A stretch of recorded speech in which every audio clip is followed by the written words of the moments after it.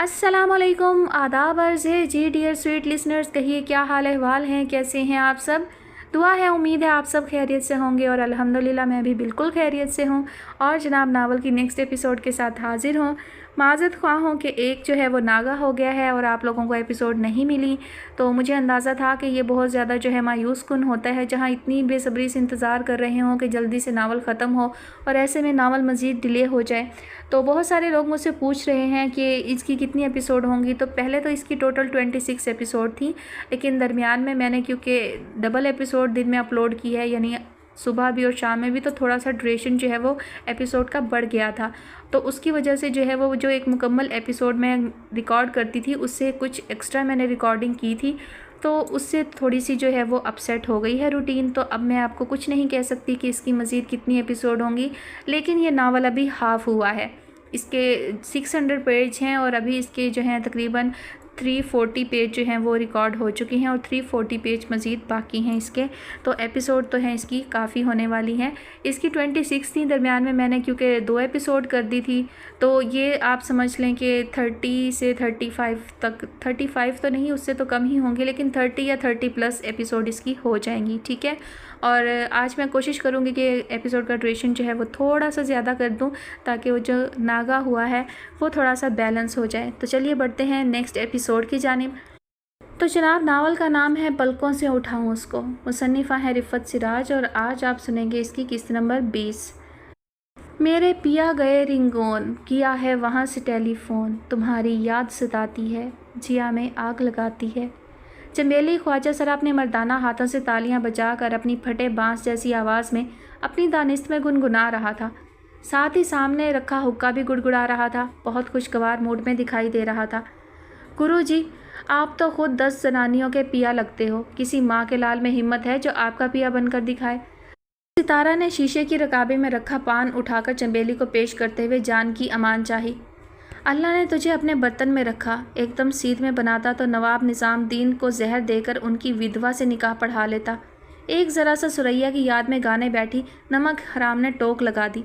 तेरी मनहूस हाय ने मेरे बच्चे का गला बिठा दिया। शरीफुद्दीन की पूरी नज़र है। मासूम कल सारी रात अस्पताल में अपनी नकली मोमबत्ती के साथ रहा। चंबेली ने पहले सितारा की खातिर ख्वाह तवाज़ो की, फिर जैन को याद करने लगी। मोमबत्ती, ये तो बात तुम ठीक बोले गुरुजी। ना अम्मी मम्मी, ना अम्मा, ना अम्मी जान, मॉम। सितारा ख्वाजा सरा हलक से नहीं नहीं की आवाज़ें निकालकर हंस रहा था। बहुत बड़े अंग्रेज़ी स्कूल में पढ़ता है मेरा शहज़ादा। चंबेली के लहजे में मोहब्बत की हलावत थी। गुरुजी, कभी कभी मैं सोचती हूँ कैंची की तरह तेरी ज़ुबान चलती है, तुझे सोचने का टाइम मिल जावे। चंबेली ने लताड़ते हुए हुक्का गुड़गुड़ाया और सितारा अपना सा मुँह लेकर चल दिया। रोज़ कितने जने अल्लाह को प्यारे हुए, उस रईस बुढ़ी को भी अपना प्यारा बना ले मेरे सोने अल्लाह। जान छोड़े मेरे जैनी की, ख़जाने की देख पर अजदहा बनकर बैठी है। चंबेली अब इस तवातुर से हुक्का गुड़गुड़ा रहा था गोया किसी जंक्शन से दूर अंधेरे जंगलों में ट्रेन तूफ़ानी रफ्तार से गुजर रही हो। फरी जैन से मिलने बल्कि अपने निकाह की मिठाई देने आई थी। उस लड़की को अब रोको, क्या करने आई है। मेरे घर में अब उससे कोई मिलने नहीं आएगा। कॉलेज की दोस्तियां कॉलेज तक रखें। समीना ने अर्शला के बेडरूम के दरवाजे के बीचों बीच खड़े होकर एक नादिर शाही फरमान जारी किया।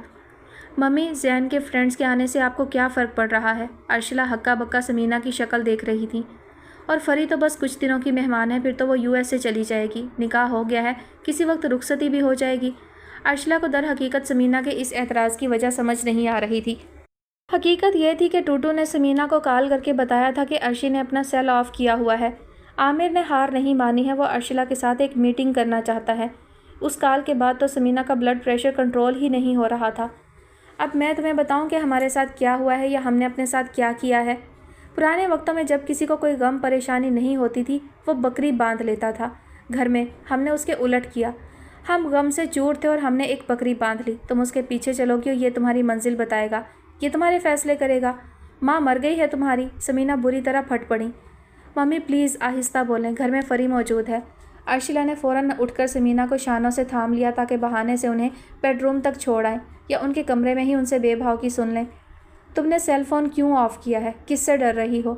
इस पे नामो निशान से? क्या औकात है इसकी? मैं अपनी इस गलती पर तुम्हारे मरहूम बाप से शर्मिंदा हूँ। वो शायद इस पेवंदकारी पर मुझे कभी माफ़ ना करें। समीना ने बरा फ़रोख्तगी के आलम में अर्शिला का बाजू अपने कंधे से हटा दिया।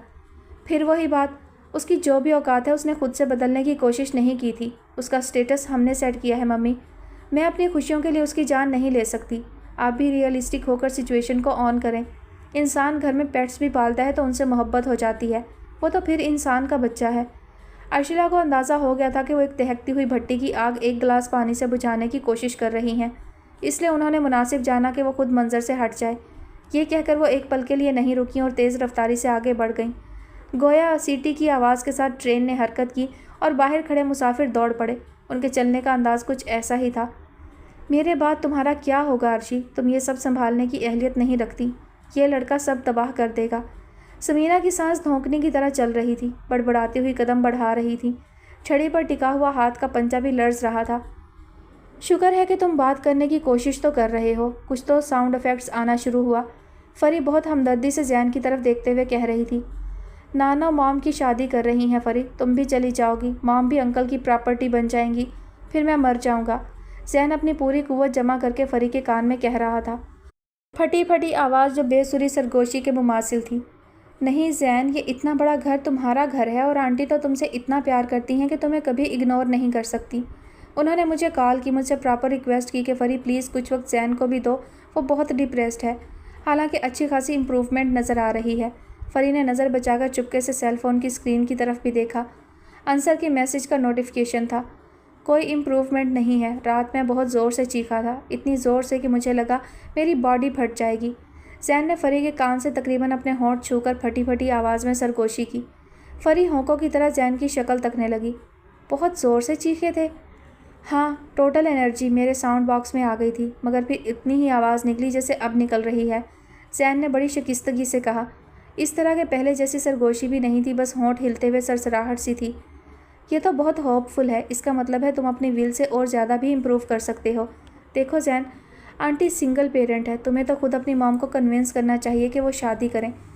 وہ تو بالکل ینگ ہیں، تمہارے گھر کے فیملی ممبرز پڑھیں گے، آنٹی اور نانو کسی فضول سے بندے کو تو اپنا فیملی ممبر نہیں بنائیں گی نا، تمہیں بھی فادر سپورٹ ملے گی۔ فری بڑی سادگی سے بولتی جا رہی تھی۔ زین آنکھیں پھاڑ کر فری کو دیکھ رہا تھا، پھر وہ صوفے سے اٹھا، بیڈ پر پڑا اپنا سیل اٹھایا اور میسج ٹائپ کرنے لگا۔ فری کے سیل پر نوٹیفیکیشن رنگ ہوئی تو اس نے زین سے نظریں ہٹا کر اپنے سیل فون کی طرف دیکھا۔ زین کا میسج دیکھ کر پہلے اس نے حیرت سے زین کی طرف دیکھا، پھر میسج اوپن کیا۔ اب تم جا سکتی ہو، I can't bear more. Zain, فری نے کچھ بولنے کی کوشش کی مگر زین نے ہاتھ اونچا کر کے اسے روک دیا۔ انصر اور نعیم قریشی واپس امریکہ جا رہے تھے۔ 2-4 دن کی بھاگ دوڑ سے فری کی امریکہ روانگی کے ضمن میں ابتدائی کاغذی کارروائی کا آغاز تو ہو گیا تھا، جس پر فری نے خود کو تصور میں امریکہ کے گھر میں دیکھنا شروع کر دیا تھا۔ زین کے برے رویے کو اس نے زیادہ سنجیدگی سے نہیں لیا تھا، یہ سوچ کر کہ اسٹریس پیشنٹس پر اس طرح کے فیز آتے رہتے ہیں۔ دوسری وجہ یہ تھی کہ انصر کے ساتھ کاغذی کارروائی کے سلسلے میں اتنے تواتر سے آنا جانا لگا رہا کہ باقی تمام معاملات خود بخود غیر اہم ہو گئے تھے۔ انٹرنیشنل فلائٹ تھی، بہت طویل سفر تھا۔ نعیم قریشی سفر کی طوالت کا بار بار ذکر کرتے ہوئے فری سے چھیڑ چھاڑ کر رہے تھے۔ میں نے اسے کہا تھا، انصر کی طرف اشارہ کر کے بولے، کہ یار باپ یہ 24 گھنٹے والی فلائٹ برداشت کرنے کے قابل نہیں رہا، اسٹے کرتے ہوئے آگے بڑھتے ہیں، مگر یہ نہیں مانا۔ مگر تم اس کے ساتھ 2-3 کنٹریز پلان کر کے امریکہ پہنچنا۔ تو کیا انکل آپ میری رخصتی پر نہیں آئیں گے؟ انصر اکیلے آئیں گے مجھے لینے؟ فری نے اپنی فطری بے ساختگی سے جس طرح کہا تھا، پاس کھڑی سارا پر گویا گھڑوں پانی پڑ گیا۔ چپکے سے سالار صاحب کی طرف بھی دیکھ لیا جو نعیم قریشی کے ساتھ ہم رکاب ہو کر بے ساختہ کہا لگا رہے تھے، ڈونٹ وری بیٹا، آخری بار ہمت ضرور کروں گا، پھر تمہارے باپ کی دوڑیں لگواؤں گا انشاءاللہ۔ جگمگاتے ایئرپورٹ پر موجود خلق خدا کی ملی جلی آوازیں، ساتھ وقفے سے ہونے والے اعلانات کہ فلاں پرواز تیار، فلاں پہنچ چکی ہے، وغیرہ وغیرہ۔ یہ ایسا جادوئی شور ہوتا ہے کہ ہر طرح کی بات چیت چل رہی ہوتی ہے مگر غیر متعلقین کو اپنے مخاطب کے علاوہ کسی کی بات نہ سنائی دیتی ہے نہ سمجھ آتی ہے۔ انصر نے بہت پیار سے فری کا ہاتھ تھاما ہوا تھا، وہ آہستہ قدموں سے چلتے ہوئے اسے اپنے باپ اور انکل آنٹی سے قدرے فاصلے پر لے آیا تھا۔ آئی ایم موسٹ لکی، انصر نے کہا۔ تم کو دیکھتے ہی دل نے کہا تھا یہ تو میری ہے۔ انصر الوداعیہ ماحول میں فری کو خوشگوار یادیں دے کر روانہ ہونا چاہتا تھا، اس لیے اپنائیت بھری باتیں شروع کر دیں، مگر اچانک اس نے اپنا دایاں ہاتھ بالکل پیٹ کے مرکز پر رکھ کر دبایا اور منہ سے ہلکی سی کی آواز نکلی، لیکن پھر بھی بائیں ہاتھ سے فری کا دایاں ہاتھ تھامے ہوئے تھا۔ نعیم قریشی نے تو اپنے گھر خیریت سے پہنچنے کی اطلاع بذریعہ فون دے دی تھی، مگر فری کے لیے یہ بڑی اچنبے کی بات تھی کہ انصر کی پہنچنے کے بعد کال نہیں آئی تھی۔ فری نے خود سے رابطہ کیا تو کئی کالز مسڈ ہو گئیں۔ پھر انصر نے معمول کے خلاف ویڈیو کال کے بجائے وائس کال کی تھی اور وجہ یہ بتائی تھی کہ اس کا فون ٹھیک سے کام نہیں کر رہا، ایئرپورٹ پر گر گیا تھا، اسکرین پر اسکریچز آ گئے ہیں، وہ ٹائم ملتے ہی سیل تبدیل کرے گا۔ اس کا خیال تھا کہ ایک مرتبہ سیل زخمی ہو جائے تو پھر بہانے سے تنگ کرنا شروع کر دیتا ہے، اور آج کل تو اسمارٹ فون کے بغیر بزنس ہی نہیں ہے۔ نکاح کے بعد اتنی دور بیٹھ کر اس نے خاصی مختصر کال کی تھی۔ فری کو تو گویا اس نے سوچ پر لگا دیا تھا، اسے تو یہ بے اعتنائی سے کم کی بات ہی نہیں لگ رہی تھی۔ وہ تو بڑے حسین سپنوں میں گم تھی کہ انصر نیو یارک پہنچ کر گھر روانہ ہونے سے پہلے ایئرپورٹ پر قدم رکھتے ہی مس یو والی کال کرے گا، مگر سب کچھ سوچ کے برخلاف تھا، اس سے تو ہضم ہی نہیں ہو رہا تھا۔ مگر حال یہ تھا کہ خود سے کال کرنے سے زیادہ اور کچھ کر بھی نہیں سکتی تھی۔ آنن فانن چہار سو دل دہلا دینے والے سناٹے اتر آئے تھے، سارا جہاں بے رونق ہو رہا تھا، دل کی دنیا آسیب زدہ ہو کر رہ گئی تھی۔ جب کوئی تعلق نہیں تھا تو اتنا قریب اور زندگی کی متاع بن کر اتنا دور، اس کی تو بھوک پیاس ہی اڑ گئی۔ ناز و نام میں پلنے والی نے کبھی گھر میں ذہنی دباؤ ہی نہیں دیکھا تھا، حتیٰ کہ سگے ماموں کی وفات پر بھی کسی نے اسے نیند سے بیدار کر کے فوتگی کی اطلاع نہیں دی۔ صبح خود سے جاگی تو حقیقت احوال معلوم ہوا کہ ماں باپ گھر سے جا چکے تھے۔ تصوراتی دنیا کے باسیوں کے لیے عملی دنیا ہمیشہ بہت بدصورت اور بھیانک ہوتی ہے۔ اس کے کان انصر کی امرت ٹپکاتی آواز سننے کو ترس رہے تھے۔ اسے یہ جاننے کی بےتابی تھی کہ انصر اپنے لائف پارٹنر کو کتنا مس کر رہا ہے۔ وہ سننا چاہتی تھی انصر اب فوراً رخصتی چاہتا ہے، فری کے بغیر اس سے ایک پل نہیں کٹ رہا، آفس میں کام میں دل نہیں لگ رہا، وغیرہ وغیرہ۔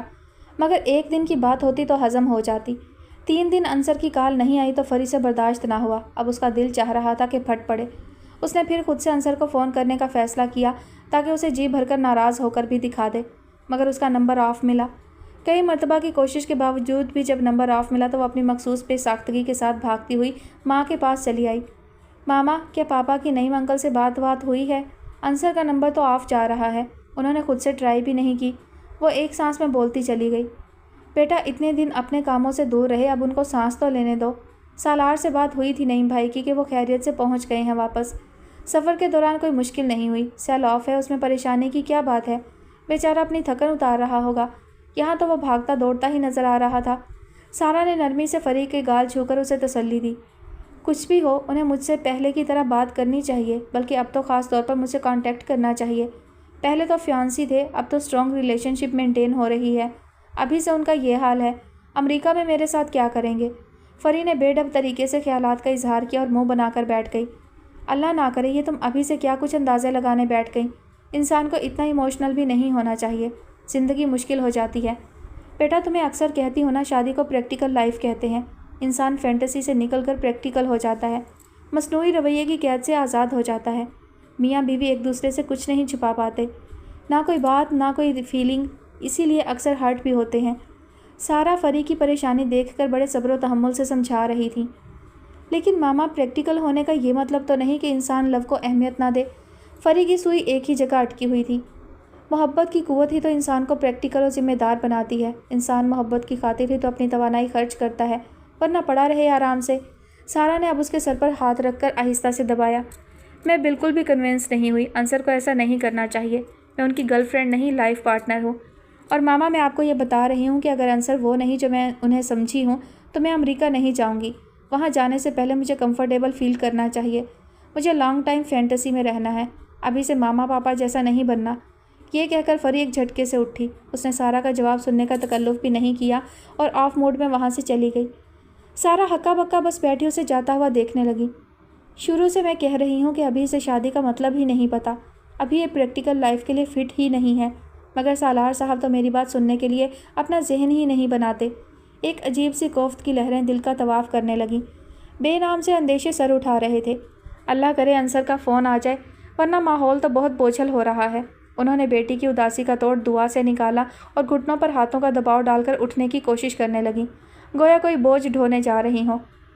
ایک بات جو برسوں پہلے میں تمہاری محبت میں بھول گئی تھی، اب بار بار ریکال ہو رہی ہے عرشی۔ اس پوائنٹ پر میری انرجی کولیپس کر گئی ہے۔ سمینہ کی آواز آہستہ اور لرزاں تھی۔ ارشیلا نے گھبرا کر ماں کے دونوں ہاتھ اپنے ہاتھوں میں لے لیے۔ سمینہ سرہانہ اونچا کیے دراز تھیں اور ارشیلا ان کے قریب کھڑی تھیں۔ ممی پلیز یوں نہ کہیں، مجھے ڈر لگ رہا ہے۔ کون سی بات آپ کو ریکال ہو رہی ہے؟ ارشیلا گرنے کے انداز میں بیٹھ کے کنارے پر ٹک گئیں۔ لسن ارشی، جو خاندانی لوگ ہوتے ہیں وہ اپنے ڈی این اے کو دولت سے زیادہ اہمیت دیتے ہیں۔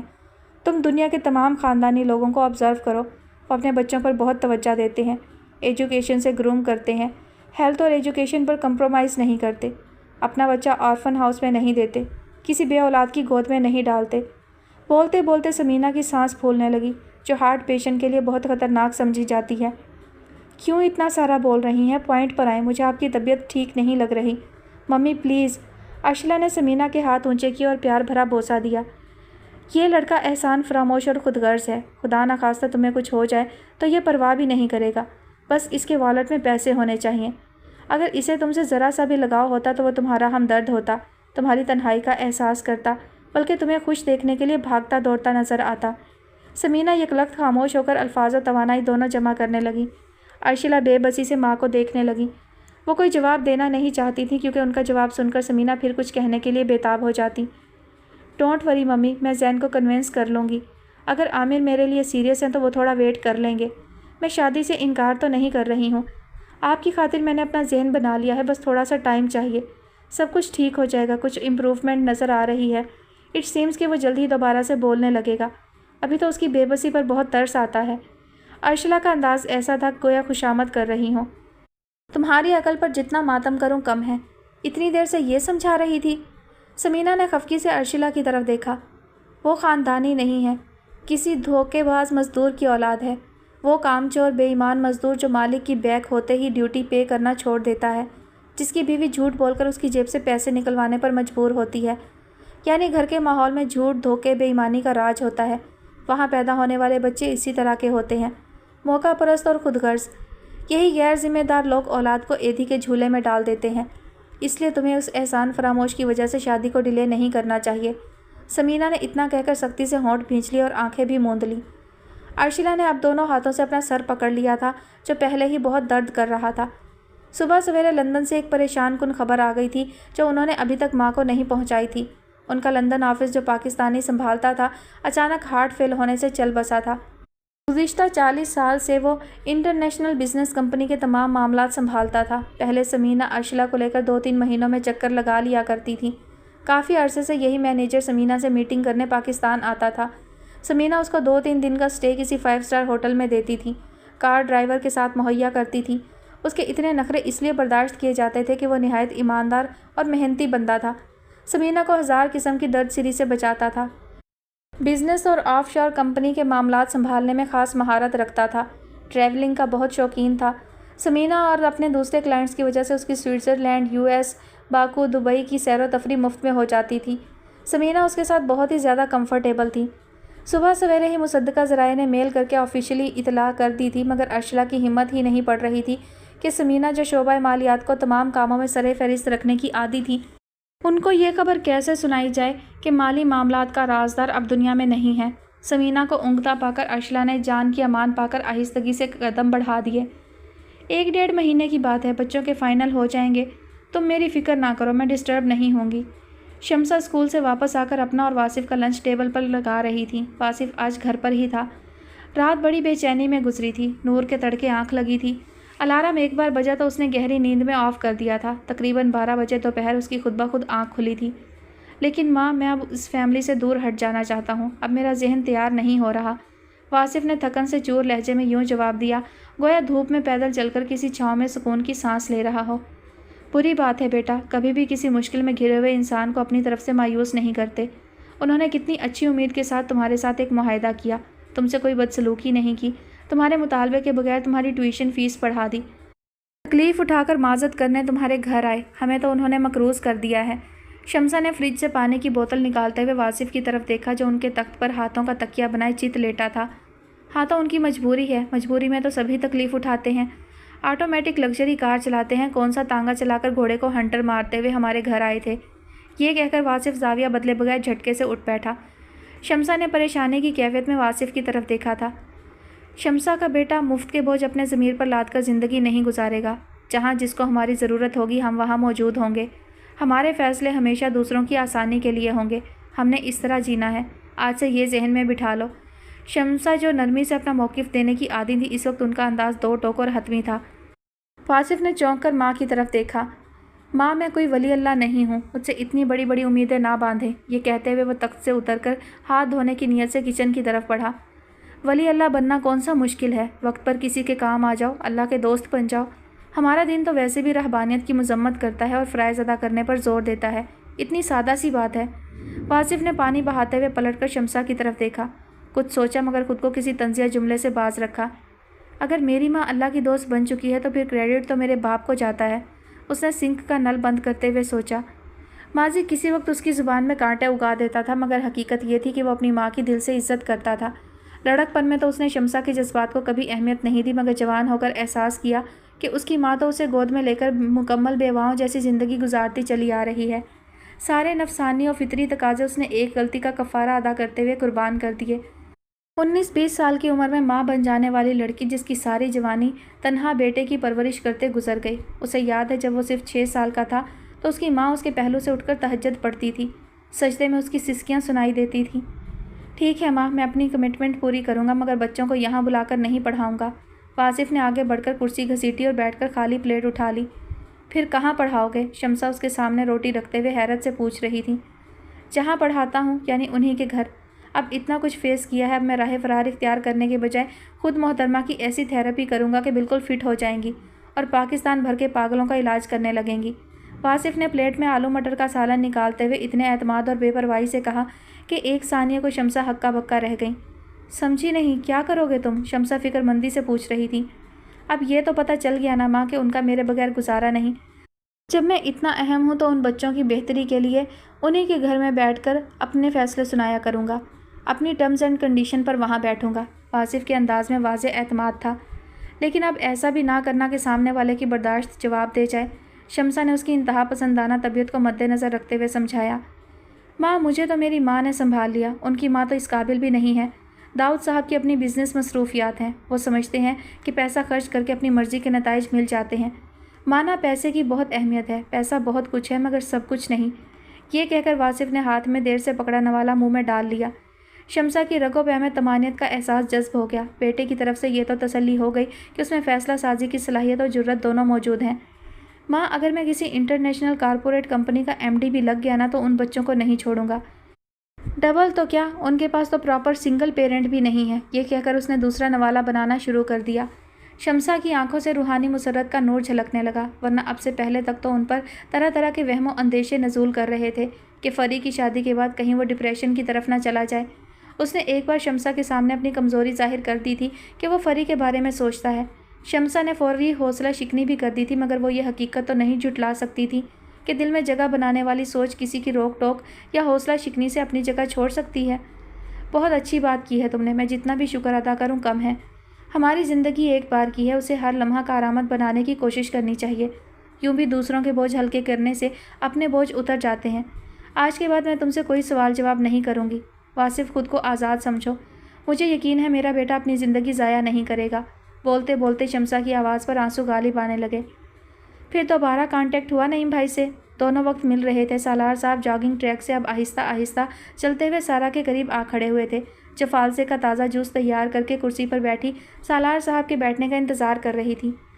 مسئلہ کیا ہے؟ کیوں اتنی ٹینس نظر آ رہی ہو؟ نکاح کا مطلب یہ تو نہیں کہ وہ اپنے کام چھوڑ کر بار بار ہمیں فون کرتے رہیں۔ وہاں ان کا اپنا بزنس سیٹ اپ ہے۔ بندہ کئی دن کی چھٹیوں کے بعد اپنے کام پر بیٹھتا ہے تو اسے سر کھجانے کی فرصت نہیں ملتی۔ ہاؤس وائف کو یہ بات سمجھ نہیں آ سکتی۔ دنیا کا سب سے مشکل کام کسی کی جیب سے اپنا پیسہ نکلوانا ہے، چاہے وہ دیا ہوا قرض ہو یا اپنے حق کا پیسہ۔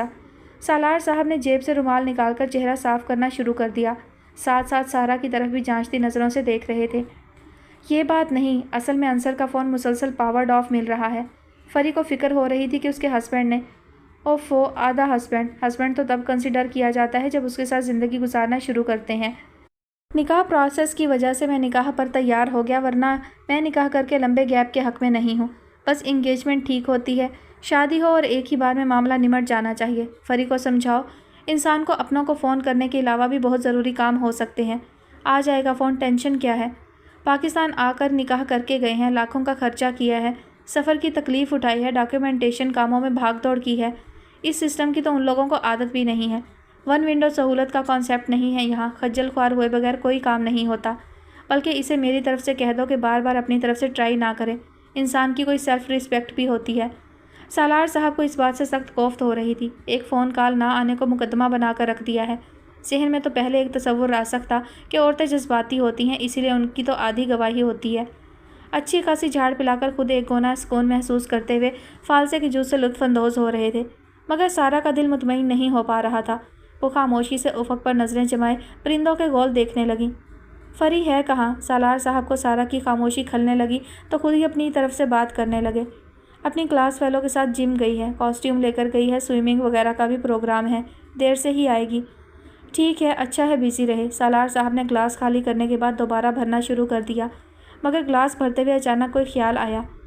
تمہارا کیا فریش جوس سے پرہیز چل رہا ہے؟ بہت مزے کا لگ رہا ہے۔ میں نے تو آدھا جگ خالی کر دیا۔ آپ پورا خالی کر دیں، میں نے کچھ دیر پہلے چائے پی تھی، موڈ نہیں ہے۔ اذان ہونے والی ہے، میں اندر جا رہی ہوں، سارا اٹھتے ہوئے بولی۔ اسی وقت ٹیبل پر رکھے سالار صاحب کے سیل فون پر رنگ شروع ہوئی۔ سارا نے جلدی سے جھک کر کالر کا نام دیکھنے کی کوشش کی۔ سالار صاحب نے فوراً سیل فون اٹھا کر فہمائشی نظروں سے سارا کی طرف دیکھا۔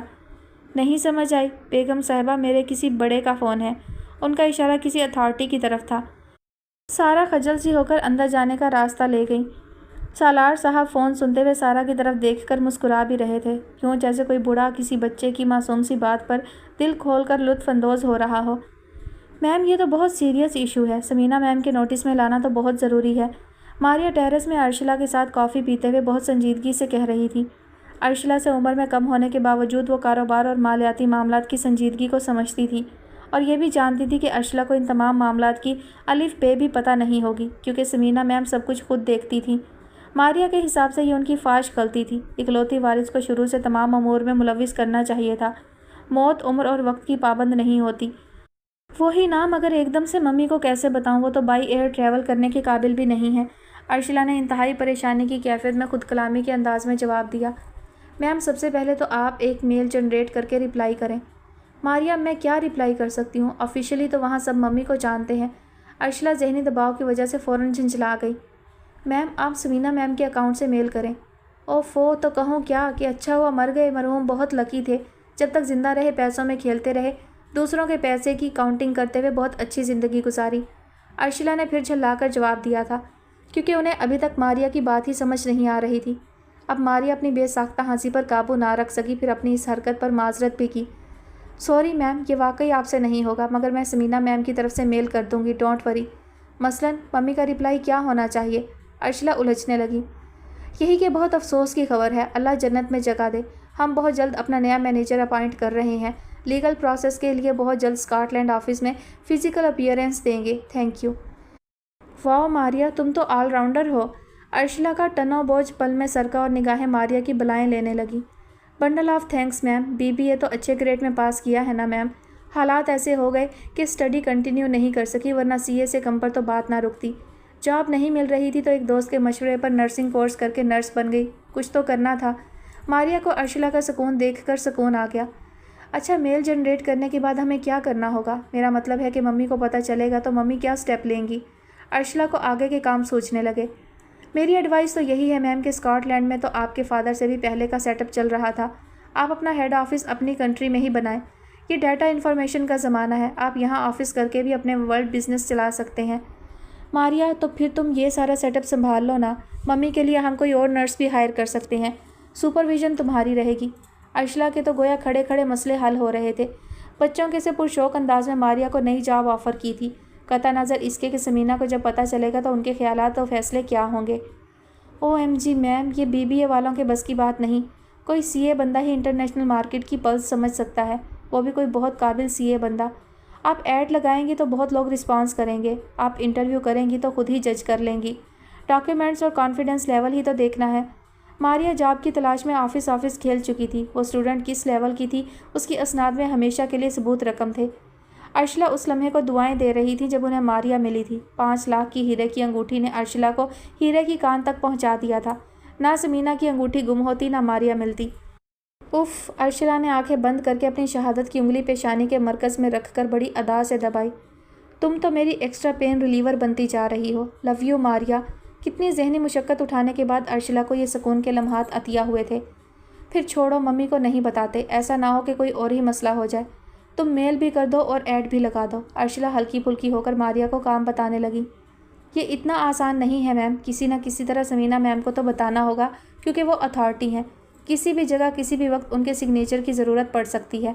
खुदा न खास्ता वो ज़िंदा ना होती तो हर जगह उनकी विल और डेथ सर्टिफिकेट यूज़ होता और आप अथॉरिटी बन जाती। मारिया ने बहुत तरीके से समझाया। माय गॉड, अब मुझसे ये नई जॉब नहीं होगी। मारिया, तुम मम्मी को फेस करो, बोल देना कि अर्शिला मैम की तबीयत ठीक नहीं है। कई दिन और कई रातों की ज़हनी जिस्मानी मुशक्क़त से अर्शिला की चोलें हिली हुई थी। अब उन्हें समीना के साथ तवील बैठक के ख्याल से चक्कर आ रहे थे। ओके मैम, मुनासिब माहौल देखकर मैं मैम से बात कर लूँगी। ये कहकर मारिया उठने लगी, फिर किसी अचानक आने वाले ख्याल से दोबारा बैठ गई। वो मैम, मुझे अभी अभी एक ख्याल आया है, अगर आप टूटू मैम से ये सब शेयर कर लें तो मुझसे बेहतर एडवाइस कर सकती हैं और समीना मैम को भी संभाल सकती हैं। मारिया ये कहकर अर्शिला की तरफ देखने लगी। टूटू तो बहुत टैलेंटेड है, मगर प्रॉब्लम ये है कि मम्मी फाइनेंशियली मैटर किसी के साथ शेयर नहीं करती। टूटू को हमारे एहसासों के बारे में कुछ पता है, मगर बहुत कुछ हिडन है। ये बहुत मुश्किल है मारिया। मम्मी सब कुछ भूलकर मेरे पीछे पड़ जाएंगी कि टूटू से शेयर क्यों किया। You know, mummy financially affairs के बारे में बहुत ज़्यादा सेंसिटिव हैं। सॉरी, ये तो बिल्कुल भी पॉसिबल नहीं है। अर्शिला के चेहरे पर थकावट के साथ साथ मायूसी भी बहुत वाज़ेह थी। Okay ma'am, let's see, her problem का कोई सलूशन तो होता है, आप रिलैक्स करें, सब ठीक हो जाएगा। मारिया ने नरम मुस्कुराहट के साथ तसल्ली दी। Oh my Lord, I am grateful to you. Maria मेरे पास है, वरना मैं तो पागल हो जाती। अर्शिला ने आंखें बंद करके कहा और गहरी सांसें लेने लगी। मारिया बहुत हमदर्दी से अर्शिला की तरफ देख रही थी। कल तो तुम हवा के घोड़े पर सवार होकर भाग गए थे, मेरी पूरी बात भी नहीं सुनी। महालका ने टेरेस से वासिफ को आते हुए देख लिया था और इतनी सरत से सीना फलांगती उतरी कि गेट खुलने और वासिफ की बाइक अंदर आने तक वो अपने निशाने तक पहुंच चुकी थी। वासिफ ने बाइक से चाबी खींचते हुए महालका की तरफ देखा, फिर पोर्च की तरफ। दाऊद अलवी की फॉर्च्यूनर पोर्च में नहीं थी, इसका मतलब वो घर पर नहीं थे। आज वासिफ की तमाम तवानाई एक नुक्ते पर जमा होकर उसे बेखौफ और पूरा एतमाद बना रही थी। उसने महालका को सर से पाँव तक देखा। महालका जल्दी से अपनी जुल्फ़ों को मुरतब करने लगी। मैम, आप मुझे रास्ता दें, मैं आपके बच्चों का ट्यूटर हूँ, आपकी फजूल कहानियाँ सुनने नहीं आता। अगर आपने मेरा टाइम लेना है तो मैं 10 मिनट के 50,000 चार्ज करूँगा, और 20 मिनट मेरा भेजा उड़ाया तो 1 लाख होंगे। 20 मिनट से 1 मिनट भी ऊपर हुआ तो 2 लाख लूँगा। वासिफ बराह रास्त महालका की आंखों में देख रहा था। महालका आंखें फाड़कर वासिफ को तक रही थी। What do you mean? वो इतनी ज़्यादा हैरान थी कि आवाज़ नहीं निकल रही थी, गोया बड़बड़ा कर रह गई। नो मोर, स्टॉप। मेरे जैसा लाइक फैक्ट ट्यूटर आपके बच्चों को हेल्प आउट ना करे तो 3 साल ओ लेवल में फ़ेल होते रहें, ए लेवल की नौबत ही ना आए। वासिफ ने कदरे सख्त लहजे में टोक दिया था। महालका पर हैरत के पहाड़ टूट रहे थे। तुम्हें बात करने की तमीज़ नहीं? पता है मैं कौन हूँ? महालका अब ज़रा ऊंची आवाज़ में बोली। आप क्यों बदतमीज़ों से बात करती हैं? आपके सारे फ्रेंड्स वफ़ात पा चुके हैं, मैं ही मिला हूँ आपको। मैं एक ट्यूटर हूँ, मेरा 1-1 मिनट पेएबल होता है। अपने बच्चों का वक्त ज़ाया करती हैं, शेम ऑन। ये कहकर वासिफ तेज़ी से ड्राइंग रूम की तरफ बढ़ गया। महालका हक्का बक्का खड़ी थी। किस कदर बदतमीज़ इंसान है, बताती हूँ दाऊद को, वो आ जाए ज़रा। महालका गैज़ व गज़ब की कैफियत को मुश्किल ज़ब्त कर रही थी। उसे पता था अगर उसने तोड़ फोड़ की तो आलीशान और आलीजा उसे कमरे में बंद करके लॉक लगा देंगे और वो घंटों दरवाज़ा पीटती रहेंगी। दोनों बच्चे माँ के कद से ऊंचे हो रहे थे, 2-3 मरतबा उसे कमरे में लॉक कर चुके थे। नौकर तो ये काम करने की ज़रूरत नहीं कर सकते थे। अब तो वो माँ को धमकी दे चुके थे कि अगर उन्होंने आइंदा घर की कीमती चीज़ें तोड़ी तो वो अपने बाप के पास अमेरिका चले जाएंगे। यहाँ पर महालका की गोट दबती थी, क्योंकि उनकी दिली ख्वाहिश थी बच्चे माँ को मजलूम गर्दाने और बाप को मुजरिम मानकर उससे शदीद नफरत करें। एक हसीना खूबसूरत औरत को पागल करने के लिए यही बहुत है कि उसका शौहर एक आम शक्ल की औरत को उसकी सौतन बनाकर मोहब्बत निछावर करता नजर आए। और ये बात हुस्न पर नाज़ा मगरूर औरत को शायद कभी समझ नहीं आती कि मर्द ऐसा क्यों करता है। अपने हुस्न को अपनी ताकत जानकर हर वक्त शौहर को ललकारने वाली औरत के साथ मर्द की अना की जंग शुरू होती है। इस जंग में या तो दोनों फ़रीक़ैन तबाह हो जाते हैं या फिर मर्द एक मामूली औरत को अपनाकर भरपूर इंतकाम लेता है, और ये ऐसा इंतकाम होता है जिसकी अज़ियत कब्र तक पीछा करती है। ज़ैन, लिसन प्लीज़, मैं कभी आपसे डायरेक्ट होना पसंद ना करती, मगर बहुत सारी बातें आपको समझ नहीं आ रही। बहुत दिनों से आपको खामोशी से वाच कर रही हूँ, बहुत कुछ देखा है मैंने और मुनासिब वक्त का इंतज़ार कर रही थी। मारिया ज़ैन के बेडरूम का दरवाज़ा बंद करके ज़ैन को गुस्से से घूर रही थी। ज़ैन बुरी तरह उलझा हुआ नज़र आ रहा था और टुकर टुकर मारिया की तरफ देख रहा था। रात को 2-3 बजे मैंने तुम्हें घर से बाहर जाते हुए देखा है, मगर अर्शिला मैम को इसलिए नहीं बताया कि वो ऑलरेडी बहुत डिप्रेस्ड हैं। तुम ये सारा ड्रामा इसलिए कर रहे हो कि अर्शिला मैम की शादी ना हो, क्योंकि उनकी शादी हो गई तो तुम्हारी प्राइवेसी ख़त्म हो जाएगी। ماریہ بہت دبے دبے لہجے میں زین سے مخاطب تھی۔ یہ رات کے اندھیرے میں تم چپکے سے جاتے کہاں ہو؟ تھینک گاڈ کہ یہ تو کنفرم ہے کہ تم ڈرگ وغیرہ کے عادی نہیں ہو۔ ماریہ بہت اعتماد سے زین کی طرف گھورتے ہوئے اس کی آنکھوں میں دیکھنا چاہتی تھی، مگر وہ مسلسل نظریں چرا رہا تھا۔ کچھ دن پہلے تم نیچے ناشتہ کر رہے تھے، اپنا سیل روم میں ہی چھوڑ گئے تھے۔ میں اوپر تھی، تمہارے سیل پر کال آئی تو میں نے جان بوجھ کر ریسیو کی۔ میں نے ہیلو نہیں کہا، میں پہلے کالر کو سننا چاہتی تھی۔ تم نے اس کالر کے نام کو 333 کے نام سے سیو کیا ہوا ہے۔ وہ ہیلو ہیلو کرتا رہا، میں خاموش رہی تو پتہ ہے اس نے کیا کہا؟ بولا، یار مجھ سے ایکٹنگ نہ کرو، ویسے تو مجھے سمجھ نہیں آ رہی کہ یہ تم نے گونگا بننے کی ایکٹنگ شروع کیوں کی ہے۔ یار بندہ بات نہ کرے تو پاگل ہو جاتا ہے۔ پھر میں نے ڈسکنیکٹ کیے بغیر سیل تمہارے بیڈ پر واپس رکھ دیا۔ اگر تمہارا کال ریکارڈر آپشن آن ہے تو خود چیک کر لو، مگر اب بہت ہو گیا۔ میں ارشلا میم کے ساتھ اب مزید زیادتی برداشت نہیں کر سکتی اور دل سے چاہتی ہوں کہ انہیں کوئی سنسیئر لائف پارٹنر مل جائے۔ ابھی کے لیے بس اتنا ہی۔ تمہیں وقت دے رہی ہوں، خود ارشلا میم سے سوری کر کے آگے بڑھو۔ اگر تم خود میم سے سوری کر کے بات ختم کر دو گے تو میں میم پر یہ کبھی ظاہر نہیں کروں گی کہ آپ سے پہلے مجھ پر یہ سب کچھ ڈسکلوز ہو چکا تھا۔ اگر تم نے خود بات نہیں کی تو میں میم کو سب کچھ بتا دوں گی۔ زین اپنی جگہ سے جھٹکے سے کھڑا ہوا۔ ماریہ غور سے اس کی طرف دیکھ رہی تھی۔ اس کے خیال میں اس نے اتنا پمپ کر دیا تھا کہ زین رد عمل دیے بغیر نہیں رہ سکتا، مگر اسے حیرت ہوئی کہ زین اسے نظر انداز کر کے واش روم کی طرف بڑھ گیا تھا۔ واش روم کا دروازہ کھلنے، بند ہونے اور لاک کا کھٹکا سننے کے بعد بھی ماریہ چند منٹ گمسم دروازے کی طرف تکتی رہی۔ وہ بوڑھی توشیزہ تھی جو کم عمری میں وقت کی سختیاں جھیل چکی تھی۔ وہ اپنے پرسکون ٹھکانے میں کوئی دشمن پیدا نہیں کرنا چاہتی تھی، اس لیے اس نے ماحول میں شر فساد پھیلانے کے بجائے تنہائی میں زین سے بات کرنے کا فیصلہ کیا تھا، تاکہ زین ماریہ کو اپنا دشمن نہ سمجھے اور محتاط بھی ہو جائے کہ اب اس گھر میں اس کی کوئی خفیہ سرگرمیاں نہیں رہیں۔ گھر میں ایک رہائشی اس کی حقیقت تک پہنچ چکا ہے۔ اس سارے عمل میں اصلاح کا جذبہ کار فرما تھا۔ تیسری کوشش کے بعد عنصر کا سیل آف ملا تو فری کا جی چاہا سیل اٹھا کر دیوار پر دے مارے۔ تیش کے عالم میں اس کی سانس دھونکنے کی طرح چل رہی تھی۔ یہ کوئی طریقہ ہوتا ہے؟ ہر ریلیشن شپ کا اپنا تقاضا، اپنی امپورٹنس ہوتی ہے۔ نکاح سے پہلے 2-2 گھنٹے کی لمبی کالز اور اب ایسے کہ جیسے کچھ ہوا ہی نہیں۔ اتنی بے بسی کی کیفیت سے وہ پہلی بار گزر رہی تھی۔ یہ ایک ایسا بوجھ تھا کہ اس کے کندھے شل ہو رہے تھے، مگر اتار کر پھینکا نہیں جا سکتا تھا۔ پھر اس پر مستزاد کے رونا آ رہا تھا، مگر وہ رونا بھی نہیں چاہ رہی تھی۔ زور زور سے چلانا چاہتی تھی، مگر ماحول کی اجازت نہیں تھی۔ کچھ دیر کمرے میں ٹہلتی رہی، رک رک کر سیل فون کی طرف دیکھتی رہی، جیسے کسی معجزے کی منتظر ہو کہ ایک دم اسکرین روشن ہوگی اور عنصر کی مسکراتی ہوئی فوٹو بلنک کرے گی، مگر ایسا کچھ نہ ہوا۔ چلتے چلتے چکر آنے لگے تو بیڈ کے قریب فرش پر بیٹھ گئی اور سر بیڈ کے کنارے پر ٹکا دیا۔ اب وہ بلک بلک کر رو رہی تھی۔ مجھ سے صبر نہیں ہوتا، میری پریکٹس نہیں ہے، یہ میری انسلٹ ہے عنصر۔ وہ ہچکیاں لیتے ہوئے خود کلامی کر رہی تھی۔ ماما میں کیا کروں؟ شام تک میں نے خود کو بزی رکھا، اب رات کو کیا کروں؟ میں یہ انسلٹ برداشت نہیں کر سکتی۔ میں کوئی غلط فیصلہ بھی کر سکتی ہوں، مجھے سٹریس کے ساتھ جینے کی عادت نہیں ہے۔ اب باقاعدہ روتے ہوئے اس کی آواز بھی نکل رہی تھی۔ سالار صاحب تو اپنے وقت پر سو گئے تھے، البتہ سارا کی گھنٹہ بھر پہلے آنکھ لگی تھی۔ فون پر رنگ ہونے کی وجہ سے نیند تو دونوں کی ٹوٹی تھی، مگر سارا نے بڑبڑاتے ہوئے کروٹ بدلی تھی۔ پتہ نہیں کس کو آدھی رات کو کام یاد آیا ہے۔ سالار صاحب نے سیل فون اٹھا کر دیکھا، سامنے نعیم قریشی کا نام بلنک ہو رہا تھا۔ نیند کے پردے یکلخت سرک گئے، گردن موڑ کر سارا کی طرف دیکھا اور آہستگی سے بیڈ سے اتر گئے۔ تیزی سے آگے بڑھ کر دروازہ کھولا اور باہر نکل گئے۔ کال ریسیو کر لی تھی۔ دوسری طرف سے نعیم قریشی ہیلو ہیلو کر رہے تھے۔ ہاں نعیم، 1 منٹ، وہ سارا بہت گہری نیند سو رہی ہے، اس لیے باہر آ گیا ہوں۔ یار تمہاری کال کا ویٹ کرتے کرتے سو گیا تھا، سب خیریت ہے نا؟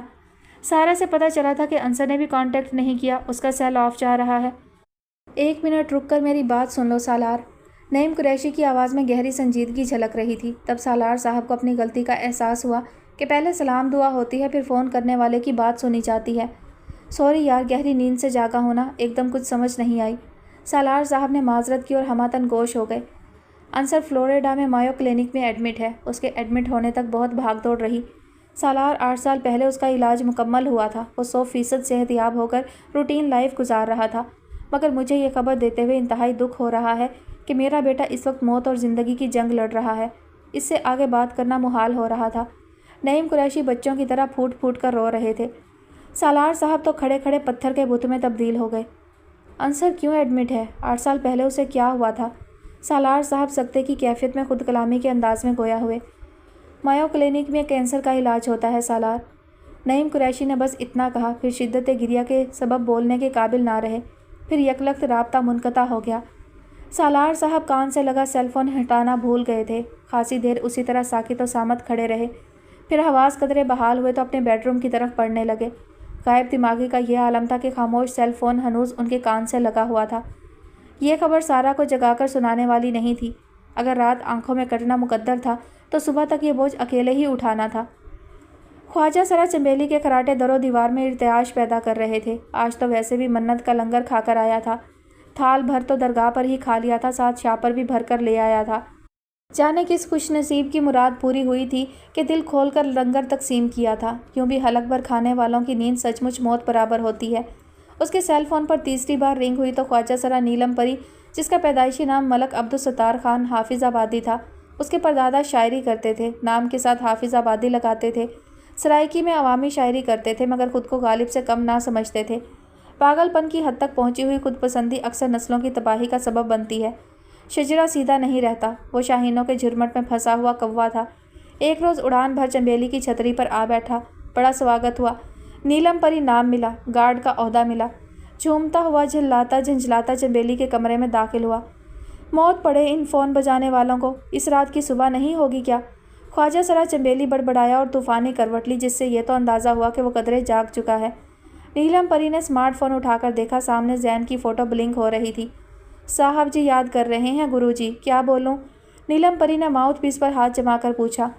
फोत हो गए गुरुजी, बोल दे। एक लिफाफा देकर फ़ोन खड़काए जाते हैं। बोल दे कल आएँ मगर खाली हाथ ना आएँ, कड़की चल रही है। 15,000 का राशन 4 दिन में ख़त्म हो जाता है। न्यास लंगर से वक्त पूरा कर रहे हैं। चंबेली ने नींद के गलबे से बेहाल आवाज़ में कहा। फिर नीलम परी को ज़ोर से डांटा। बाहर जाकर बात कर, सोने दे मुझे। नीलम परी ने खा जाने वाली नज़रों से गोश्त के पहाड़ की तरफ देखा और जलता भुनकता बाहर की तरफ चला। तुमने बड़ी डिप्टी भुगतानी है। रात का खाया सो गए, सवेर नाश्ता किया सो गए। डिक्टेटर की खसूसियत ही यही है कि कीना परवरी की आबियारी करता है, ख्वाह सोने के नवाले खिलाता हो। बाहर आकर फ़ोन की तरफ देखा तो राब्ता मुनक़ता हो चुका था। स्क्रीन रोशन हुई तो पता चला रात के 3 बजे का अमल है। गोया सुबह काजिब सुबह सादिक से सरगोशियाँ करने की नीयत कर चुकी थी।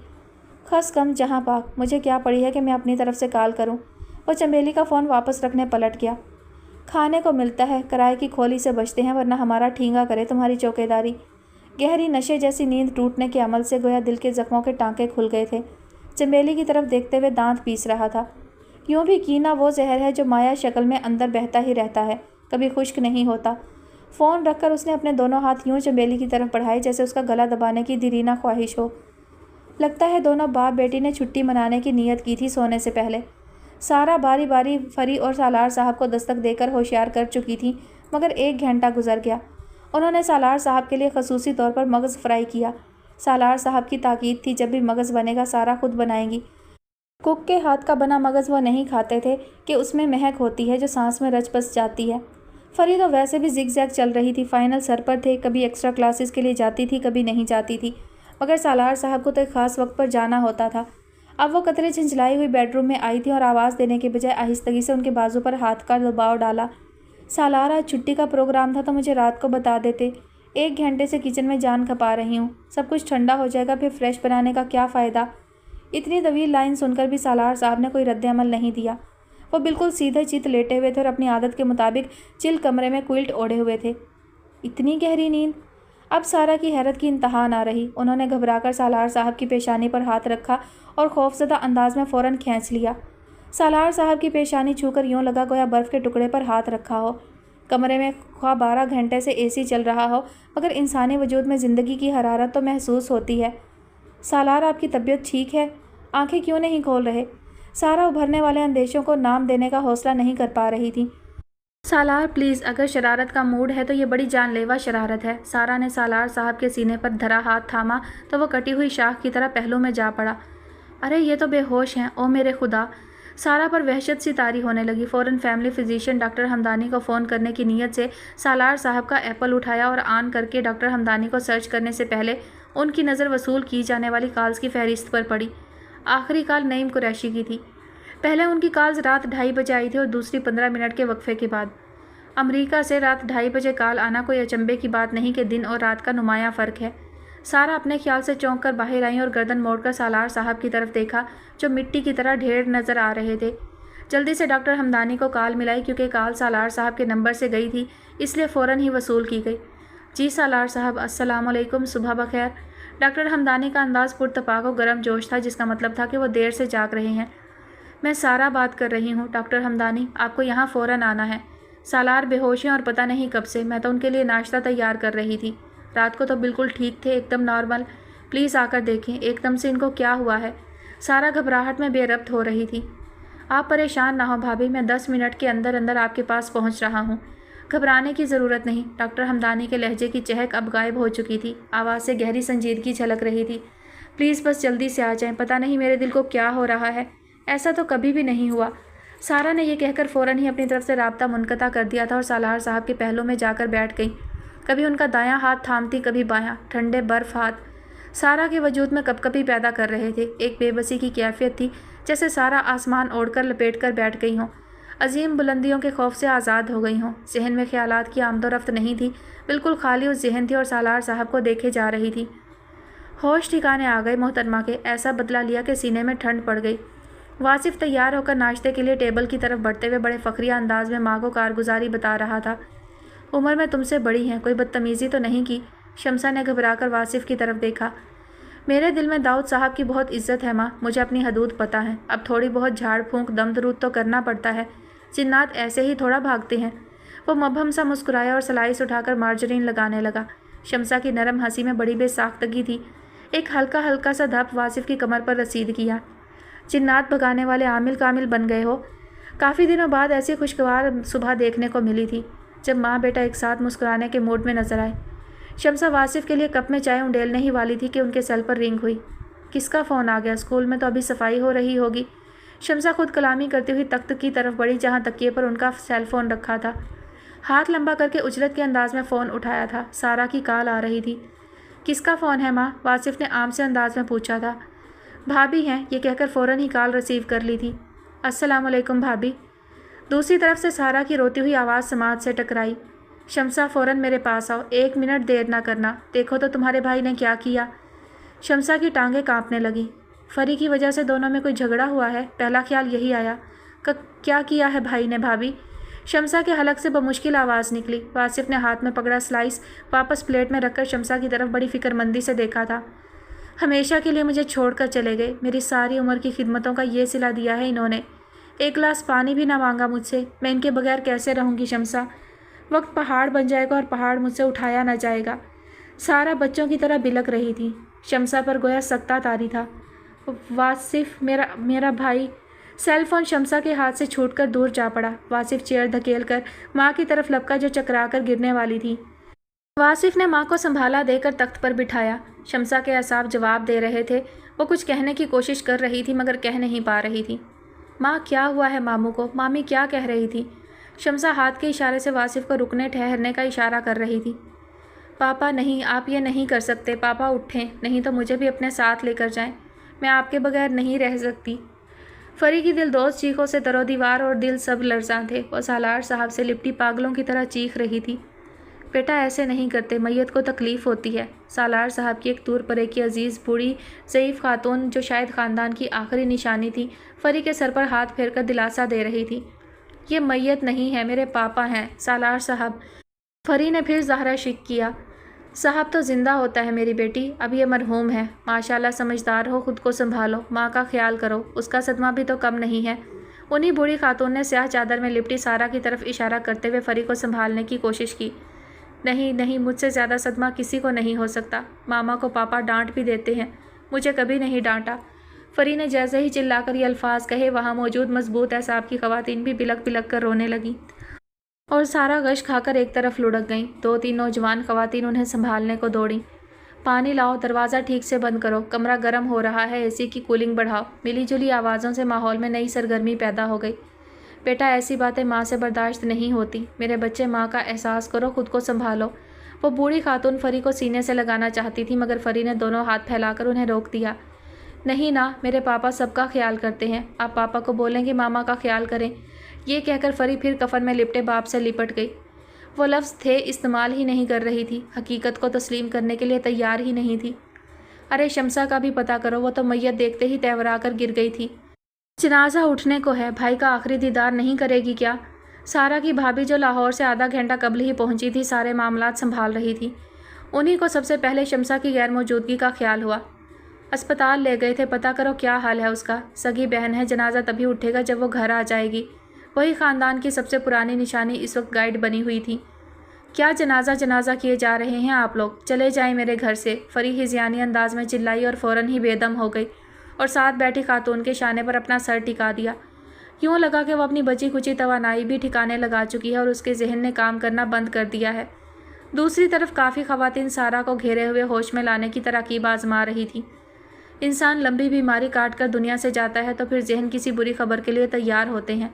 चलता फिरता इंसान सोए और फिर सोता ही रह जाए तो ऐसी नागहानी बर्दाश्त करना कोई आसान नहीं।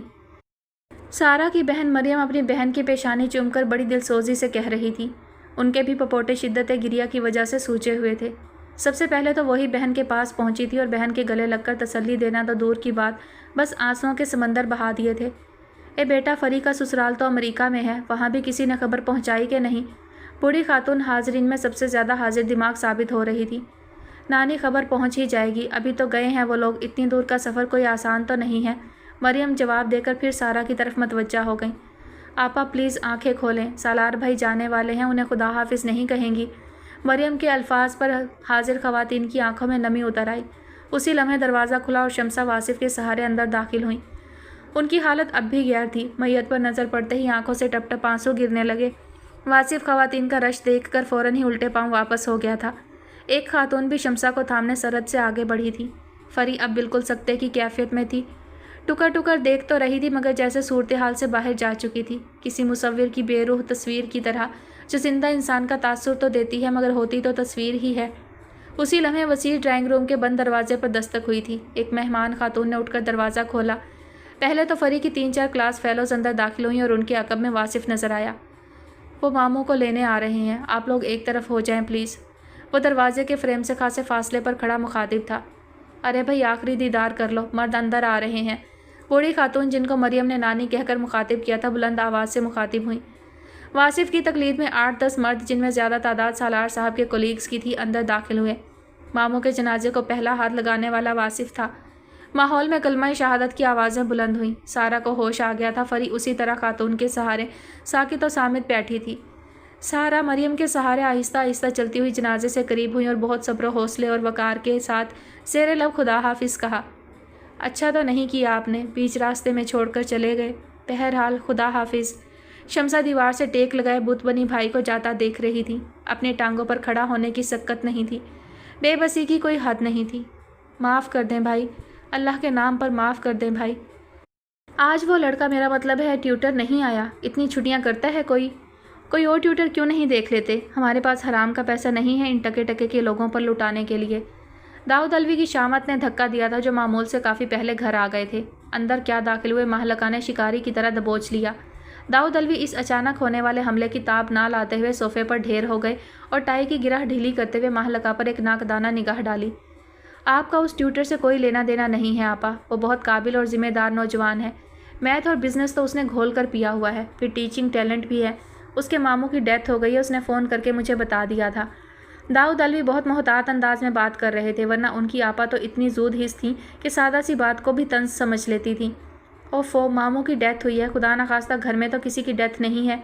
पाकिस्तान में तो सभी कामचोर हैं। बादल के 4 टुकड़े देखकर छुट्टी कर लेते हैं कि तूफ़ानी बारिश हो गई तो वापस कैसे आएंगे। महलका ने तंज़ो तमस्खर का मौका हाथ से जाने नहीं दिया।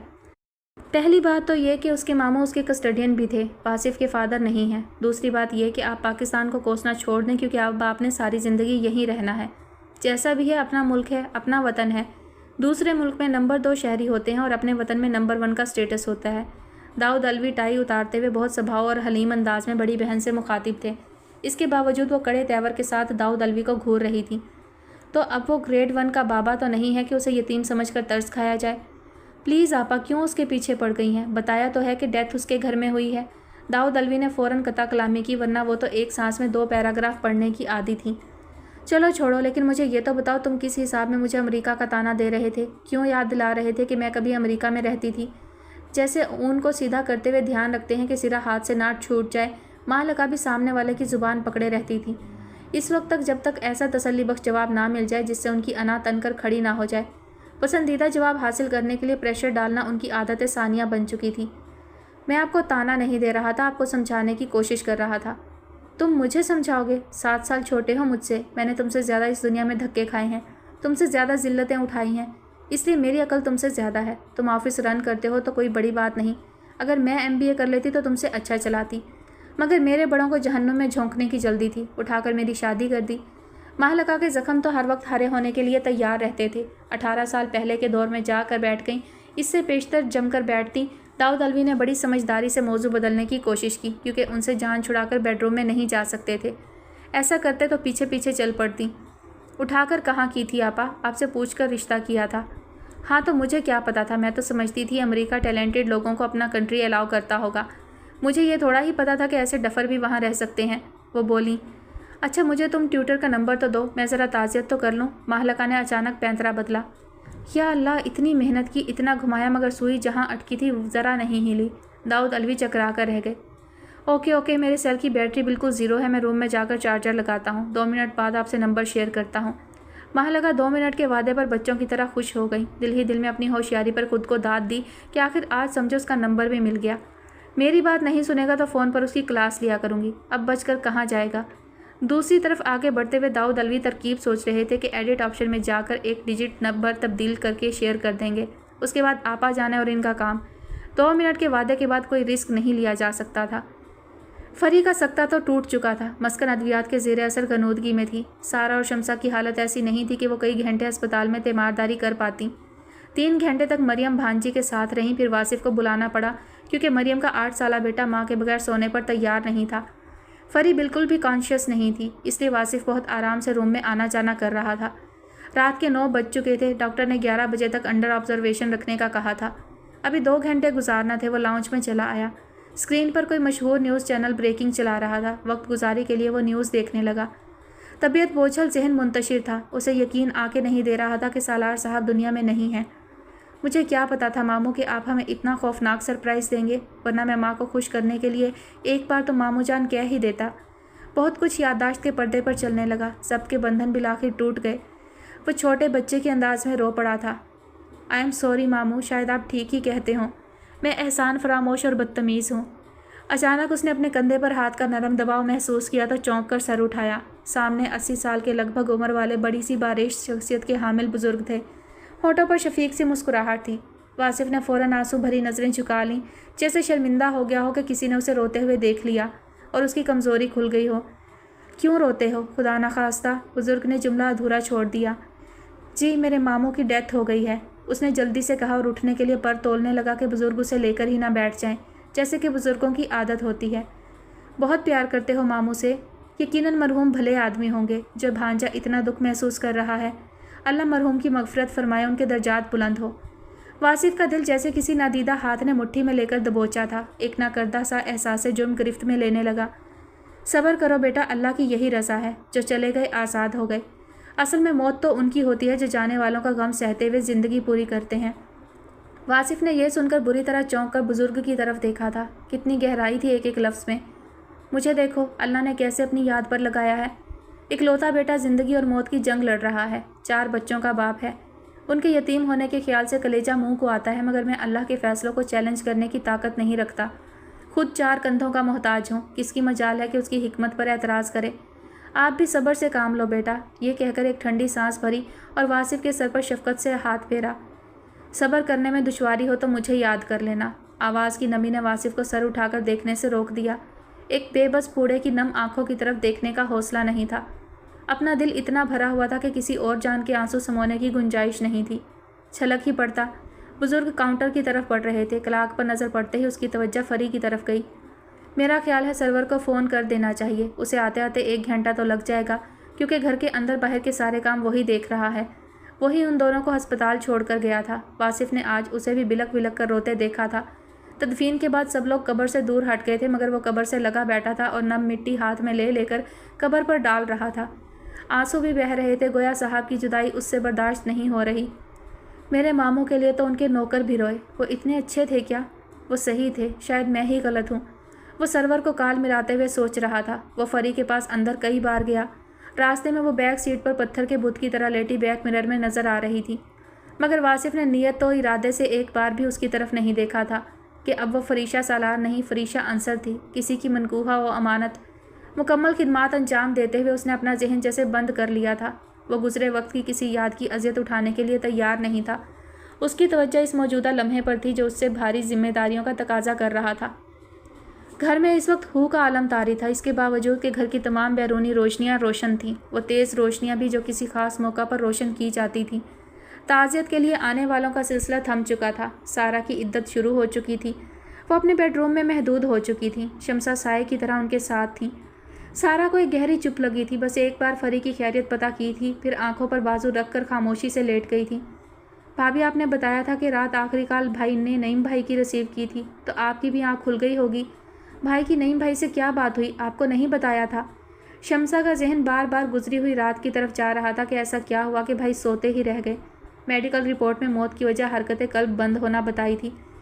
نہیں، میں بہت گہری نیند میں تھی، وہ میری وجہ سے روم سے باہر چلے گئے تھے۔ شاید میں نے ہی کہا تھا کہ کس کا فون آ گیا، ابھی تو آنکھ لگی تھی، تب بس انہوں نے اتنا ہی بتایا تھا کہ نعیم کا فون ہے۔ سارا بہت آہستہ اور نڈھال آواز میں بولی اور آنکھیں موند لیں۔ صبح کو میں ان کے لیے ناشتے کے لیے کچن میں چلی جاتی تھی، اس وقت وہ بیڈ پر ہی ہوتے تھے، میں تو یہی سمجھی نا کہ سو رہے ہیں، اپنے کاموں میں لگ گئی۔ سارا کی آواز آنسوؤں میں ڈوب گئی۔ بھائی کا فون کہاں ہے؟ میرا خیال ہے نعیم بھائی کو تو ابھی تک پتہ نہیں کہ یہاں کیا قیامت ٹوٹی ہے۔ شمسا سارا کی خاطر خود کو حوصلہ مند و صابر ظاہر کرنے پر مجبور تھیں، مگر نہ ان کا غم سارا کے غم سے کم تو نہیں تھا۔ سگا بھائی تھا، ٹوٹل میں کا ہی وہ تھا، کون اطلاع دیتا، ہوش میں کون تھا؟ میری بچی کو ابھی تک ہوش نہیں۔ سارا کے گلے میں آنسوؤں کے پھندے اٹکنے لگے۔ ان کے تکیے کے نیچے ہی پڑا ہوگا فون، ان کے فون پر بھی بہت کالز آ رہی تھی، مریم نے پاورڈ آف کر دیا تھا۔ لیکن تم کیوں پوچھ رہی ہو ان کے فون کا؟ سارا کے ساتھ شمسا نے کچھ بات چیت کی تو حواس قدرے کام کرنے لگے، سوالیہ نظروں سے شمسا کی طرف دیکھ رہی تھیں۔ کوئی خاص وجہ نہیں، بس ذہن میں بار بار یہی خیال آ رہا تھا کہ بھائی تو بالکل ٹھیک تھے، نعیم بھائی کے ساتھ تو کوئی ایسی بات نہیں ہوئی کہ انہوں نے ٹینشن لی ہو۔ شمسا خود کلامی کے انداز میں وضاحت دے رہی تھی، مگر سارا کی روح کا تو سارا نظام متحرک ہو گیا تھا۔ چند ثانیہ پلکیں جھپکائے بغیر شمسا کی طرف دیکھتی رہیں، پھر فوراً دوسرے تکیے کے نیچے ہاتھ ڈال کر سالار صاحب کا سیل فون نکالا اور شمسا کی طرف بڑھایا۔ اسے آن کرو شمسا، میں بات کرتی ہوں نعیم بھائی سے، ان کو اطلاع بھی ہو جائے گی اور یہ بھی پتہ چل جائے گا کہ کل ان کی سالار سے کیا بات ہوئی تھی۔ سارا کی برقی روح بحال ہو گئی تھی، کیونکہ آج کی تاریخ سے ان کی ساری زندگی ایک سوال کی زد میں آ گئی تھی کہ ہارٹ فیلئر کی وجہ کیا بنی۔ ایک منٹ بھابھی، پہلے میں یہ چیک کر لوں کہ بھائی کی نعیم بھائی سے سم پر بات ہوئی تھی یا واٹس ایپ پر۔ سمینہ سیل آن کرتے ہوئے دھیمی آواز میں جواب دے رہی تھی۔ اس سے کیا ہوگا؟ سارا تھکے اعصاب کے ساتھ مبہم الفاظ سمجھنے سے قاصر تھی۔ اگر سم سے بات ہوئی ہوگی تو ہو سکتا ہے ریکارڈ بھی ہوئی ہو، اگر کال ریکارڈر آن ہوگا۔ سیل سٹارٹ ہو گیا تھا، سسٹم انسٹال ہو رہا تھا، اتنی دیر تو صبر کرنا تھا، مگر اس سارے عمل میں بہتری یہ ہوئی کہ سارا مکمل حواسوں میں آ گئی تھی اور حقیقت جاننے کے لیے بےتاب تھیں۔ سسٹم بحال ہوتے ہی شمسا نے سیل سارا کی طرف بڑھایا۔ بھابھی لاک کھولیں۔ سارا نے بے صبری سے ہاتھ میں لے کر سیل ان لاک کیا اور خود ہی کال ریسیو آپشن میں جا کر نعیم قریشی کی کال تلاش کرنے لگیں، جو فوراً ہی مل گئی۔ انہوں نے کال ریکارڈ آپشن چیک کیا جو کہ آن تھا۔ سارا کے ہاتھوں میں کپ کپاہٹ طاری ہو رہی تھی۔ شمسا اب صرف ان کی طرف دیکھ رہی تھی۔ سارا کے شوہر کا فون تھا اور وہ اس کا استعمال بہتر جانتی تھیں، یہی بہتر تھا کہ وہ خود چیک کر لیں۔ رات 2:50 پر کال آئی تھی۔ سارا اسکرین کی طرف دیکھتے ہوئے خود کلامی کر رہی تھی، پھر انہوں نے ریکارڈنگ اوپن کی۔ پہلے تو نعیم قریشی کی ہیلو ہیلو سنائی دی، پھر سالار صاحب کی آواز بہت نمایاں سنائی دی۔ ہاں نعیم، 1 منٹ، وہ سارا بہت گہری نیند سو رہی ہے اس لیے باہر آ گیا ہوں۔ سارا نے ڈبڈبائی آنکھوں سے شمسا کی طرف دیکھا، شمسا کی آنکھیں بھی چھلک پڑیں، دونوں گویا دل تھام کر ریکارڈنگ سن رہی تھی۔ لیکن جیسے ہی نعیم قریشی نے فلوریڈا کے مایو کلینک پہ انصر کے ایڈمٹ ہونے کا بتایا، سارا کے ہاتھ بے جان ہونے لگے، اور نعیم قریشی کے یہ الفاظ کہ میرا بیٹا موت اور زندگی کی جنگ لڑ رہا ہے سن کر تو سارا کی توانائیاں جتنی بھی تھیں تباہ ہو گئیں۔ ماحول میں نعیم قریشی کے رونے کی آواز سرسرا رہی تھی اور سیل فون سارا کے ہاتھ سے پھسل گیا تھا۔ وہ ایک ٹک شمسا کی طرف گھورے جا رہی تھی۔ شمسا کی خود کی حالت یہ تھی کہ بات کرنے کے قابل نہیں تھی، ہونٹ ایک دوسرے میں یوں پیوست تھے گویا ٹانکے لگا دیے گئے ہوں۔ ریکارڈنگ ختم ہو گئی تھی، مگر دونوں کسی نصب شدہ بت کی تصویر پیش کر رہی تھی۔ دونوں اس وقت ایک مقام پر مقیم تھیں، دونوں کے پاس اس وقت کوئی غمخوار نہ تھا، دونوں کا حزن ہم وزن تھا اور کوئی بوجھ ڈھونے والا پاس نہ تھا۔ فری کو مسلسل 7 گھنٹے ڈرپس لگی تھیں، کینولا ادھر ادھر سڑکنے سے ہاتھ سوج کر کپا ہو رہا تھا۔ دونوں ہاتھ 2 مختلف انسانوں کے دکھائی پڑتے تھے۔ سرور بھی اندر آ گیا تھا۔ फरी नर्स के हमरा चलती हुई आ रही थी, इस तरह गोया खुद को घसीट रही हो। वासिफ पर नज़र पड़ते ही गोया उसकी आंखों में खून उतर आया था। खुद को कंट्रोल करने की कोशिश में सांस तेज़ रफ्तार हो गई। सरवर वासिफ के पहलू ही में खड़ा था। सरवर, इसको बोलो मेरे सामने से चला जाए। फरी की आवाज़ में बला की नकाहत थी, मगर नफ़रत के जज्बे में भी बहुत तवानाई होती है। अगरचे कमरे से निकलते हुए खामोश रहने की चाह थी, मगर कुछ कहना नागज़ीर था। मेरे पापा इसको देखकर हाइपर हो जाते थे, वो बोली। जिसने भी मेरे प्यारे पापा को तकलीफ़ दी है, मैं उसे कभी माफ़ नहीं करूँगी। फरी की आवाज़ बेइंतहा कमज़ोर थी, वो बमुश्किल बोल पा रही थी। ऐसा ना करें बीबी, वासिफ साहब ही सबको संभाल रहे हैं। 6-7 घंटे आपकी खिदमत की है। ऐसी कोई बात नहीं, काम ज़्यादा होता था तो कभी कभी साहब को गुस्सा आ जाता था। गमज़दा से सरवर ने बहुत मुअद्दबाना अंदाज में फरी को कुछ समझाने की कोशिश की थी, मगर वासिफ ने हाथ के इशारे से सरवर को रोक दिया। ओके सरवर, आप बीबी को घर ले जाएं, मुझे एक तो काम है, अपने काम करके आता हूँ। कोई ज़रूरत नहीं, मेरे घर मत आना, उसने बड़बड़ाने के अंदाज में वासिफ के अपने घर आने पर पाबंदी लगाई थी। जी तो डियर लिसनर्स, आज की एपिसोड का इख्तिताम होता है यहीं पर। और आज की एपिसोड बहुत बहुत बहुत ज़्यादा इमोशनल थी, और कुछ मेरा गला भी ख़राब है और कुछ मैं जज्बाती भी हो गई। पता नहीं कैसी आपको आवाज़ आ रही होगी, बहुत ही ज़्यादा जो है वो गले में ख़राश भी है, आवाज़ फट भी जाती है। और जब इंसान थोड़ा इमोशनल हो जाए तो उस वक्त तो और ही ज़्यादा जो है वो आवाज़ में लर्ज़ा तारी हो जाता है। बाप का सर से उठ जाना जो है वो हमेशा ही बेटियों को जज्बाती कर देता है, और जिनके सर से बाप का साया उठ चुका हो, बाप बहुत मोहब्बत करने वाला, बहुत नरम दिल, बहुत ख्याल करने वाला हो, तो हर लम्हे ही बेटियों को बाप की कमी का एहसास होता है। और ऐसे मौक़ों पर तो बेशक कहानी ही है, लेकिन वो एक मुकम्मल कैफियत, वो एक मुकम्मल मंज़र कशी जो राइटर करती है और जिस हालात में करती है, और जो जुमले लिखे होते हैं वो बहुत जाकर ना सीधे दिल पर लगते हैं।